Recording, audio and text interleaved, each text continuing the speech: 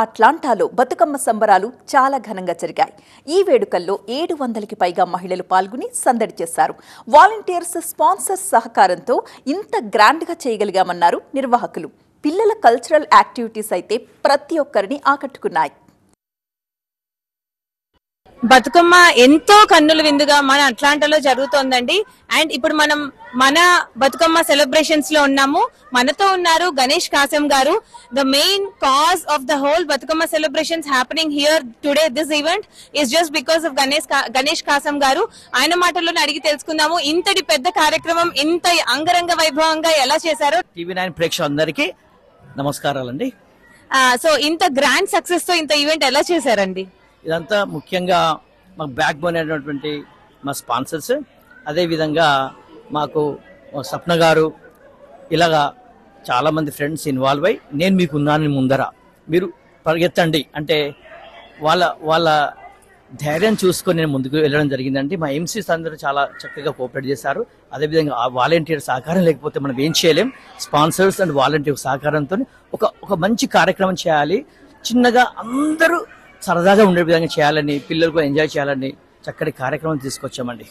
So ఈ రోజు main గా మన బతుకమ్మ ముందుకు రావడం కారణము Ganesh Kasam and Suma Kasam family. So వాళ్ళు మన వాసవి మాతకి బతుకమ్మ ఎందుకు ఉండకూడదు అని ఈ రోజు మనకి తీసుకొని వచ్చారు. ఈ బతుకమ్మ 600-700 పైగా వచ్చి ఇంత అద్భుతంగా అట్లాంటా నగరంలో ఈ రోజు బతుకమ్మని సెలబ్రేట్ చేసుకున్నాము. ఒక్కటే బతుకమ్మ కాకుండా పిల్లలకి నెక్స్ట్ జనరేషన్ కి మన కల్చర్ తెలియాలి అని చెప్పేసి ఎన్నో రకాలుగా కాంపిటీషన్, అంటే వాళ్ళు వస్తూ ఉంటారు కాబట్టి బతుకమ్మ కాంపిటీషన్ గా చేసాము. ట్రెడిషనల్ డ్రెస్సెస్ అని, కల్చరల్ కాంపిటీషన్స్ అని, kids fashion walks competition, mom and daughter fashion walks, everything చేసాము.